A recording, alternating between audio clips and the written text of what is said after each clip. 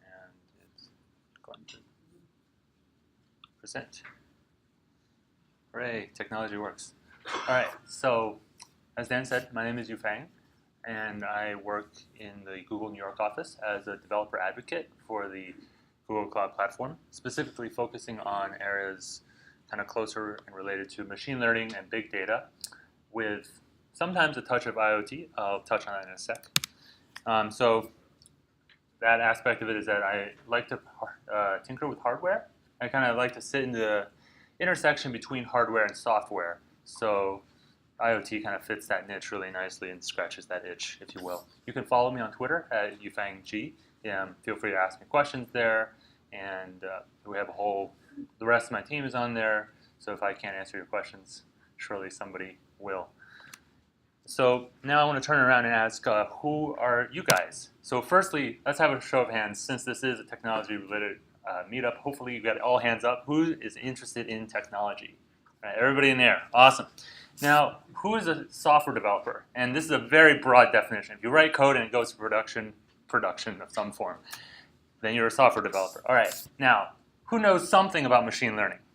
Just even the teeniest bit. Awesome. So this is a highly educated crowd. Now let's see how far I can push this. Who considers themselves a machine learning expert? Always good to feel that out, right? To see if anyone else should be giving this presentation. Resumes in the back, that's right. So with that, I want to give you guys a little history of machine learning, just real quick, and then we'll dive into more hands-on and tools and tricks and such. So basically, machine learning, right, in a nutshell, is predicting the future. No, it's predicting what something is, right? Kind of guess at an answer. So maybe you have images, maybe you just data in general, and you have the answers. And you feed it into this thing called a classifier. And this is what machine learning produces. It produces a classifier or some other machine learning model, quote unquote. So this is one specific version of that, right? And then the output, you use that model, in this case a classifier, and when you feed it new questions, it gives you an answer. So in this case, what we're looking at is this kind of simplified example of taking images that are either, let's say, apples or oranges, and then teaching the system this, and then saying, okay, is it apples or oranges? And that's like the questions aspect of it. And I think sometimes in this day and age, we take technology almost for granted, right? We have supercomputers in our pockets, and technology is doing so many amazing things. And it's easy to forget how difficult some of these problems are, and it's easy to trivialize these things. Let's take the example of an apple and an orange, right? If, say you were in school or your boss at work says to you, hey, can you write me a program just from scratch? Here's Python or Java, whatever language you want. I'm going to give you as input a bunch of pictures, and I'm going to tell you in advance, all of them are either an apple or an orange, right? And I want you to do better than 50% because I can't just have you guessing. So you say, okay, so the input is going to be some JPEG file or PNGs, and I need to output the text of apple or orange. And so maybe you say, okay, I could start scanning the pixels for red-colored pixels versus orange-colored pixels. But then you realize, no, that's not going to work because there are green apples, and some of the pictures are black and white. And so then you say, well, oranges tend to be more round, and apples have kind of a different shape. So then you get into trying to figure out what kind of shape is in the picture. And it just goes down such a rabbit hole. And so the problem of just something that we visually, as humans, through millions of years of evolution, are able to do with incredible accuracy and with incredible speed is something that's really challenging for computers. So even though computers can do things that we ourselves perhaps might not be able to do, at the same time, machines have trouble doing things that we do without thinking. And so I guess with that, let's talk a little bit about what machine learning used to look like and what machine learning has become, right? In the past, machine learning was viewed as this very esoteric, for experts only, complicated thing that, admittedly, let's just say like 30, 40 years ago, were for those crazy folks, right? Now, of course, we're in the tech community, so we're kind of the crazy folks. But yet, nowadays, machine learning has become more broadly accepted, right? We do machine learning every day with our smartphones, with our computers. It happens without us even realizing. And moreover, society at large, let me move this up a little bit. Society at large is really beginning to come around to the fact that machine learning can really help us as a society and really enable us to kind of move into this next phase of humanity, if I can be not too philosophical there. So this is a quote that I really liked from the founder's letter from Google's CEO this past April. So I wanted to pull that out and share that with you. In particular, the notion of being in an AI-first world rather than a mobile-first world, or moving from one to the other. And it was just a few years ago that we really started to embrace this catchphrase, mobile first. Everything's going to be mobile first. You do everything on your phones and tablets, but in just a few years, we're already seeing kind of this push to make things more and more backed by machine learning. And so I want to show you guys some examples of some machine learning things in the wild, some real world examples, right? Beyond just recognizing the difference between apples and oranges. So firstly, image search. This is one that most of us are familiar with, and I want to call out that using machine learning, it's able to categorize images for you. So this is what some would call like just automatic segmentation, right, of the different types of images without any sort of labeling of this picture is a skyline versus this picture is a map, right? It's unsupervised kind of machine learning. In Google Photos, which I personally have really enjoyed using, if for no other reason than the quick and easy ability to search for, went too far, search different terms and have more than what I even expect come back, right? If I search for selfies, I don't just get my selfies, I also get pictures of myself, other people's pictures of themselves, things that maybe I wouldn't call selfies, but more often than not, they're pretty useful, and if they're not, I can just scroll on by and find the one I am looking for. Whoa. So the world is really visual, and there are, whether it's paintings or animals or food, and a lot of what we interact with day to day is based in the visual aspect of our interaction with the world. And I want to call special attention to that last picture, all the sushi. That is a personal picture of mine. And don't worry, I didn't eat all the sushi. But it's very colorful, right? And no person would mistake it for a bouquet of flowers. But you could see how it kind of might look like a bouquet of flowers. And sometimes machine learning falls over still, right? Because they're not human brains, they're not human eyes. And so you sometimes get problems like this, where it really kind of could look like it's one or the other. But I want to point out that no human of a certain age, let's say, between certain ages, would ever mistake a bagel for a dog, right? So, this is a humorous example, but it also, I think, brings across an important point that machine learning is not going to be perfect, especially not right now. Maybe someday in the future, but not yet. And so the data that we give it needs to be kind of sometimes better or more well-formed than it would be for our own eyes.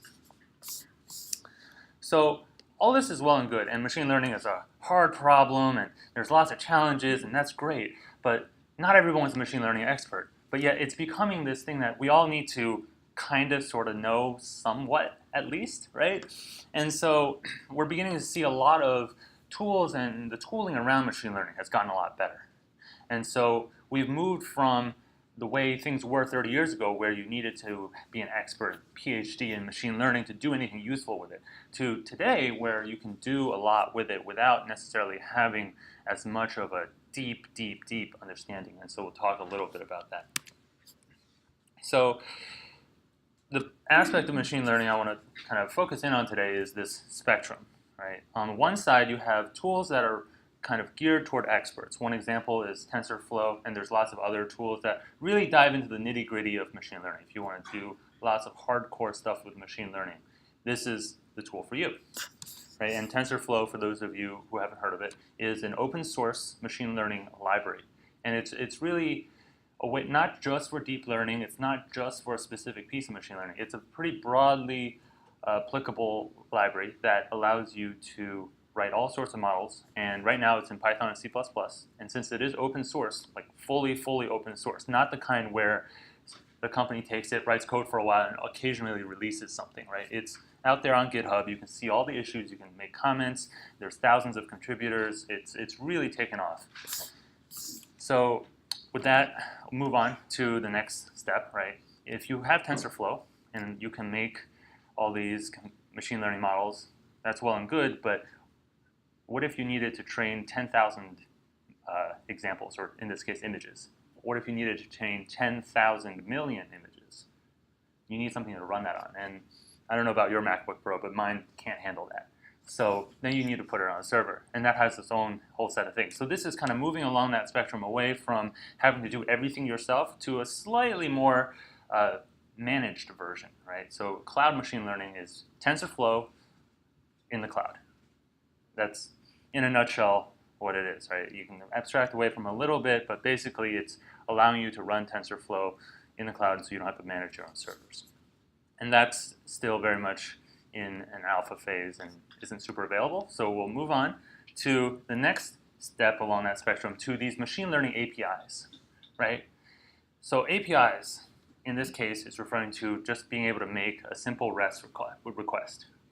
Imagine being able to do machine learning by only needing to know how to make a REST call, right? So now we've opened up machine learning to anybody who can do web development or any sort of interoperable systems. And so, I skipped one. So that's what I like to call friendly machine learning, right? In strict contrast to what sometimes frustrated machine learning practitioners might be saying to themselves when they're banging their heads against the wall and they're saying FML, right? Friendly machine learning, but different meanings there. Acronyms, crazy. So as an API, right now there are two of them. There's the Cloud Vision API and there's the Cloud Speech API. The Speech API, however, is in alpha and is not yet publicly available, but will be at some point in the future. So look out for that. And as a result, we're going to be focusing on the Vision API today, which is generally available and fully out there ready for production use. So on to the Vision API. How am I doing on time? Okay. Keep an eye on it. So basically, the Vision API takes a picture and turns it into a word. Right? This is what we were talking about earlier. Take a picture of an apple or an orange, and you get the output text. And so now you've turned this complicated machine learning problem into a black box or a blue hexagon, your choice of shapes. And if you think about that in the broader context of building out whatever system it is you're trying to make, this means that if I want to solve a problem that is greater than just determining if a picture is an apple or an orange, I can do that without having to hire a team of machine learning experts, training up an entire model and letting that run for days, weeks, or months, and then finally have something I can use. Okay, oh right, what was I building again? Right, so this helps abstract you away from that and let you work on the piece that you care about. Now, if your entire product is making a really good visual system, then that's that's a whole different story. But if you're trying to do something else and this is just like one piece of it, this is another option for you where you can just make an API call rather than dealing with all the overhead of that.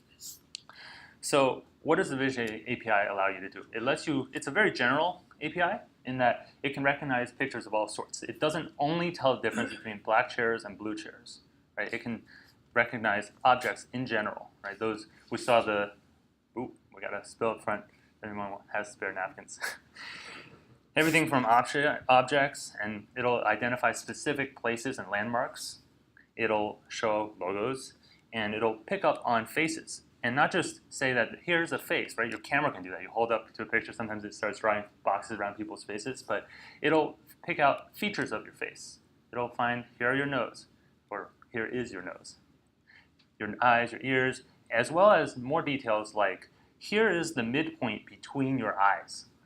And there's like several data points for a nose. And so all these details help potentially, right? If you make creative use of them, can lead to some interesting applications. It also tells you emotion.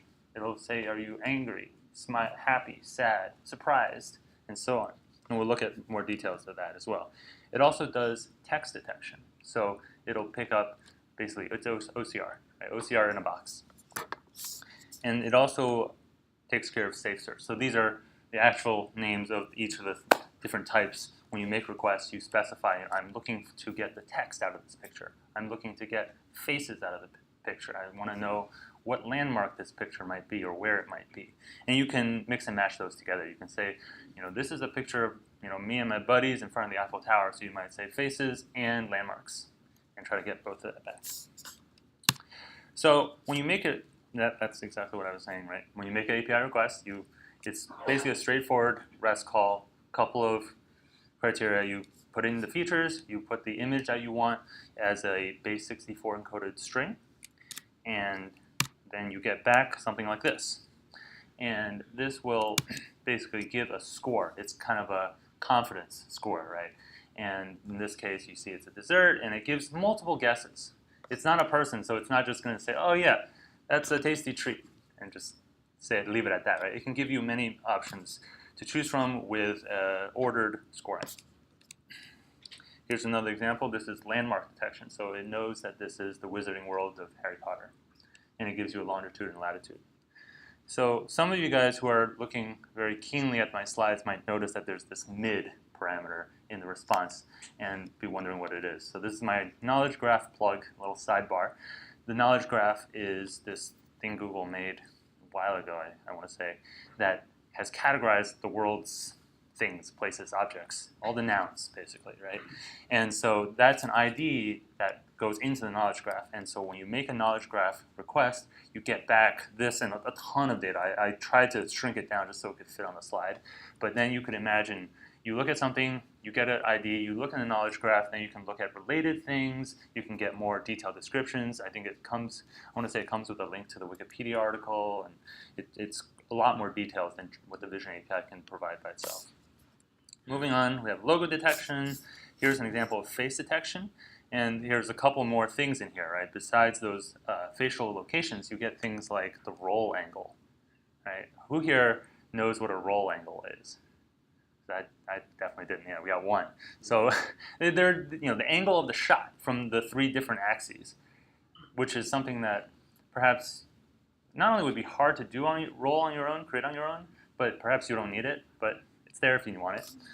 You get the emotions, you get those positions. Oh, jump forward. And a little story I like to tell here is that way back when Vision API was still, I want to say in beta, I saw someone give a presentation where they showed a picture of Donald Trump, and this was before Trump began his whole run for things. And they ran the Vision API through this, and the response, you see the first parameter there, headwear likelihood, he got a likely on that. I'll just leave it at that. So Vision API says likely. Text detection gives you the text as you would expect, and it doesn't have to just be for paper, right? It could be signs, things in the real world. There was I saw a video from a meetup in New York. Someone was doing it for comics, right? That's a really great use case where the text in a comic strip is, well, I guess nowadays it's not really handwritten, right? But that's something that is hard to search. If you have comics online, you like comics, it's hard to search the actual text of the content, comics themselves, right? Someone tells you, oh, I saw this great line in this comic, and you're saying, oh, geez, how am I ever going to find that? I'm going to have to flip through the entire history of this just to find this one quote. So now, potentially, he's working on making this all OCR'd and searchable. So this leads me to, well, coming in, I think, timing here. Dan's giving me this. I don't know if that's a field goal of 10 minutes, but when you give Vision API something that is well cropped, right? With these, it's very obvious what this is a picture of. Each one of those pictures, you're going to get those numbers back. It's no problem, right? When you look at these pictures, we'll zoom out a little bit, these are still fairly obvious what it's a picture of, right? You take a look at the one in the upper right corner, right? This car show. It's clear that this is not a picture of the color blue or a picture of a circle, right? Even though those are features in the picture, the Vision API is trying to get you a general sense of what is this a picture of? Like if you ask the person, what is this a picture of? And they weren't trying to be devious on purpose. They might answer this similarly to what the API responds. On the flip side, when you have a picture like this is something I took straight off of Street View, one of the streets in Manhattan. What do you want Vision API to say about this? Do you want it to be a tree? Are you looking for that heart in the very center where it says, I heart New York? Are you looking for the Statue of Liberty, perhaps? Are you looking for sidewalk, pedestrian, gift shop? So when you have a bigger, more complicated image, it can be, it might not come back with exactly what you're looking for. And one of the techniques I've seen people do is chop down that image, right? Or feed it through the Vision API multiple times. Maybe you feed it through once, it gives you some of this text on here. And with those locations of the text, it gives you the bounding polygon. So then you're able to do some processing on the image, split it up using the information that first pass gave you, take those split up pieces, run it through the Vision API again, right? Running it through this neural network multiple times with differentiations between each time, you can glean more and more information. So that's one way to kind of get around that. All right, so let's do the demo. This is the most fun part. So what I've got here is some pictures. We have an audience, a really bad picture of a bagel. Right? As you'll see, this was not my best photography moment. Some dairy creamer, me with a panda, well, a statue, sorry. That picture again, we'll run it through, we'll see what actually comes back. And a different street view with no people, right? So we can compare and contrast. And finally, a picture of the New York City skyline taken from Newark, New Jersey.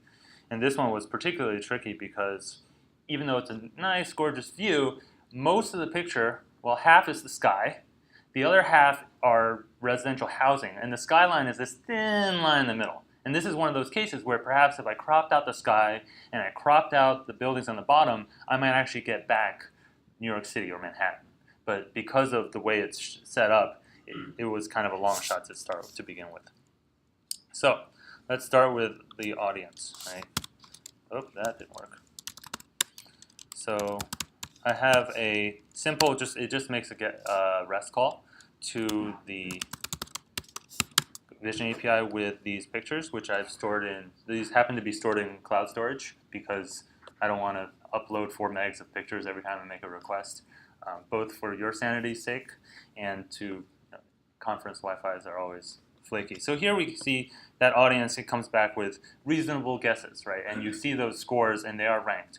I have in this particular request specified that I only want the top 4 results.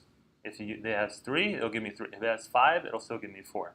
And one question that sometimes comes back is, is it any slower if I request 40 or 400 guesses as to these topics? And in order to rank the results in any meaningful way, to have the top scoring line at the top, Vision API is already retrieving all of its guesses, right? So the only real notable difference is if you say you want 40 instead of 4, and there really are 40 guesses, which I'm going to hazard a guess and say there aren't, the only difference is going to be the network packet size, right? Because it's getting all the answers back and then sorting them anyway. So sometimes if you think you have really clean data, you can even say, I only want the top 1 the response. That's all I care about. I'm going to take your word for it. It's kind of like the I'm feeling lucky on Google search. So next up is this bagels, which is actually pretty funny.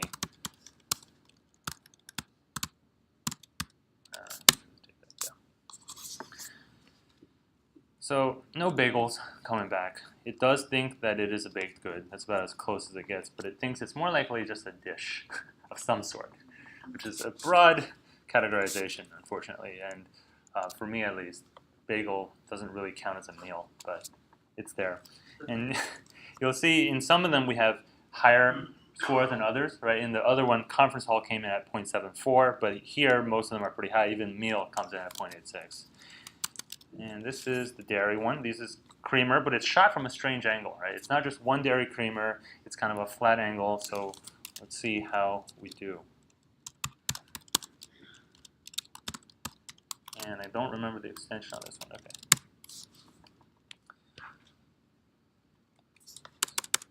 So we get meal again. So it thinks that this is more likely a meal than those bagels, which is questionable. But then you see the scores are getting pretty low now. With dessert, you get 0.588. I haven't seen any scores below 0.5 yet, and because I'm guessing Vision API just throws those away because it's less likely than not for it to be wrong. Is that English? All right. Let's move along to the Street View one, since I'm sure hopefully at least one of you cares about what the Street View one will come back with. And this one's a PNG. The file extensions really get me sometimes. So we get pedestrian, plaza, retail store, and shopping mall. So not bad, right? Some of those are reasonable. Perhaps if you were hoping for it to come back with sidewalk or Statue of Liberty, you'd be disappointed. But on the whole, for this picture, it's a pretty reasonable response. And then let's take a look at that Street View 2, right? So this one, where there's no people, there's no real good signage. You can actually see in the middle one, it says space available. So it's not really a hopping place by any means. And here we don't get shopping mall, we get snapshot, so it knew I took a picture. So it's very clever. Automobile, vehicle, and road. And this one, I think with the road, what's happening here is it's not actually capturing that road at the bottom where the cars are parked. It's mistaking that wide sidewalk as a road, which, while incorrect, that our human eyes can see very clearly, no, that's a sidewalk, silly, because it's next to the building. That's where sidewalks go. The Vision API, of course, does not know that. It just sees there's cars, there's this wide gray space, and it might be a road. Lucky for us, it's the fourth one, so it's not too convincing. And then with this is actually the view from the offices of Audible, as it happens. That's why this file name is such. Didn't get a chance to get a view of Boston for you guys today. But you see here, it doesn't capture the city aspect. It knows it's an urban area, but you also see it's a residential area. So maybe it's a residential and urban area, which is kind of true. And it thinks it's a bird's eye view, right? It sees that it's high up. And yeah, so it's an interesting kind of result. Now, if I ran this through perhaps a different set of requests, because with this, I'm requesting specifically for labels. Earlier, when we saw there was different kinds of recognition, right? There's facial, and there's what are the other ones? Logo, text, things like that. And so this was specifically looking for labels. It's looking for objects, so to speak, right? So it's not necessarily looking for a place. It's not looking for a landmark. So this would be an interesting one to feed through a landmark detection. It's 7 o'clock. See if it picks up on, I don't know if you can make it out there, the Freedom Tower there in downtown Manhattan is sticking up. But it's kind of gray, it's a cloudy day, it's kind of far away. It might not even pick it up on it. So. And so, yeah, that's Vision API, and it's meant to be a straightforward thing.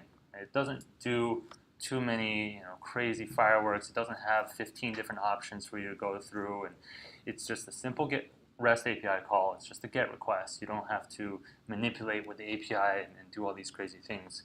But what you get back can be potentially very valuable if what you give it in the first place and your expectations, all those things are set accordingly. So definitely I encourage you to play around with it.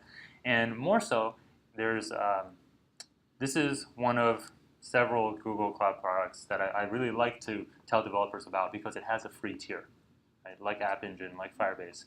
This one gives you 1,000 requests per month. So I get questions about what happens after the 1,000. Do they lock you out? Do they make you pay? And things like that. I've actually haven't hit 1,000 yet because these one-off, by hand type things. But I'll definitely experiment with that. Get back to you. So with that, thank you, and some resources: TensorFlow, Cloud Machine Learning, the Vision API, and let's see. Can someone tell me what the other two label detections are, right? So there were 7, and I'm going to name 5 of them. So there's 2 in addition to the 5 I'm going to say, and the people who can get those other 2 each get one of those Google Cloud Platform mugs. Does that sound? All right, so we know there's label. I've been talking about landmark all day, so those are obvious. There's face detection, right? We know that. There's text. Sorry, there's 6, so I'm going to say 4, which I've done already. Label, landmark, face, and text. What are the next 2? We got one. Logo, bingo, help yourself. Yes. Emotion, so that was part of the face. Safe search. There it is.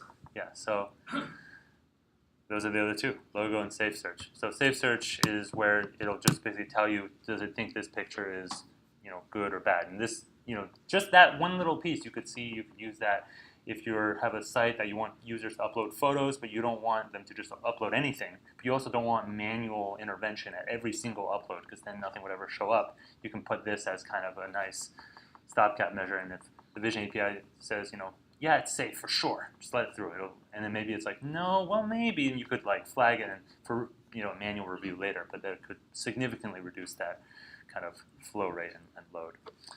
So yeah, lots of fun examples. Looking forward to what you guys build. Thank you. Oh yes, questions, yes. And help yourselves to the mugs, the YouTube at some point. Questions, couple minutes for questions. Yes? Can you kind of characterize the scope in going from recognizing a simple thing like if you have a game board and say a chess picture, I imagine it's fairly easy to recognize that it's a game and that it's probably chess. But if you're interested in knowing that this was a position in some ancient historical game like Spassky versus Fischer or something like that, I mean, how difficult is it to go from down to that level? So the question is about how difficult or easy it is to go from just recognizing that a picture of something is just that topic, for instance, chess, versus knowing that the picture of a given board is from some specific, move 37 in some very historically important match of chess.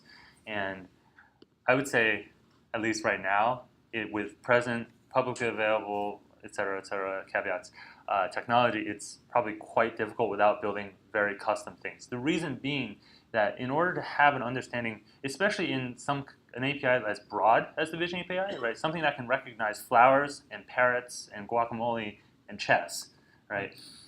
The chessboard, to recognize the positions, you'd have to be able to take a picture of a board in a specific position from any angle and recognize the positions of all the pieces on the board, then match it to the historical record, right? And it's the recognition of all the positions of the pieces on the board. I think that would be the real challenge.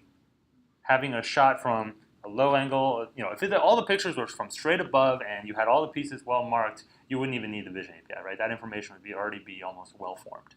But for just arbitrary pictures, like if you took like a picture of that game from a newspaper clipping, for instance, right? And you see the table, the two players sitting on each side, and the game board is in the middle. And there's a headline and stuff. But say you crop out all the words and you just get the picture. But even then, how do you recreate that chessboard? You would need some custom logic to get all those pieces virtualized and visualized in a kind of 3D world in the brain of the computer, so to speak. Yes? So what can you say about the training set? So, for instance, if you put a picture of Donald Trump in there, would it expect Donald Trump? I mean, would that fit the label space? And how many famous people are there?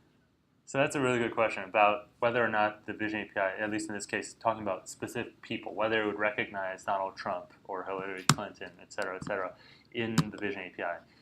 So with the facial detection, it's important to note that it is really just recognizing that there is a face.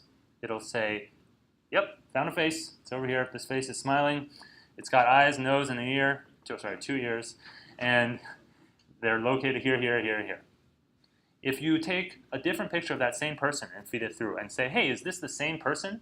Vision API will still just say, oh, found a face. It's got 2 eyes, nose, and 2 ears this time. And this person is surprised because you sent 2 pictures of itself. No. But it doesn't recognize individual faces. So whereas Google Photos, which is based on the same underlying technology, will be able to group faces together, Vision API was specifically designed not to do that because of a whole myriad of various creepiness factors that would come along. Label would not come back with. Right. Label would not come back with Trump.